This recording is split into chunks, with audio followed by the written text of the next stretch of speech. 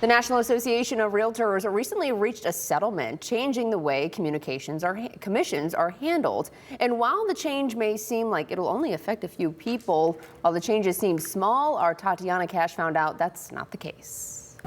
We knew it was coming, we've been watching it, but we didn't know it was going to come down as quickly as it did. That's when a lot more questions arose for both buying agents, listing agents, and lenders like myself. Al Tinney has been in the mortgage industry for more than 25 years. He says navigating the recent ruling of the Sitzer-Burnett case involving the National Association of Realtors settling lawsuits owing more than $400 million to home sellers and changing the way commissions are handled will not be a simple shift. Northwest Ohio Realtors President Eddie Campos agrees, saying many hands are involved in buying and selling homes. And look at all the people that are involved in a transaction, right? You have a buyer, a seller, you have the agents that are involved, inspectors, loan officers, appraisers, contractors.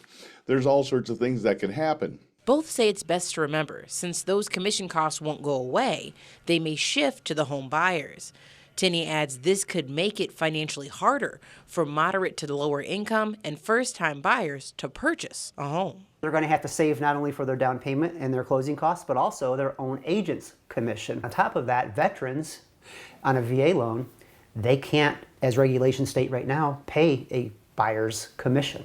So what are we going to do with veterans? On top of the financial struggle, Campos says the available housing options are low and agents are still being used. There's 804 homes for sale in 10 counties.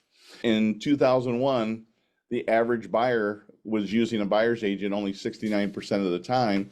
Zillow came around in 2004, 2006, and now buyers are using an agent like 88% of the time. While many could cut some commission costs by navigating the housing purchase themselves, neither Tinney nor Campos suggest it. It's an infrequent transaction that is very complicated, and every year it changes. 5 years ago, we didn't have the 5 addendums that are part of my sale process today, depending on what the negotiation determines. But Tinney says anyone who feels ready and able to make sound financial decision of buying a home should do so. Can you afford to make that payment?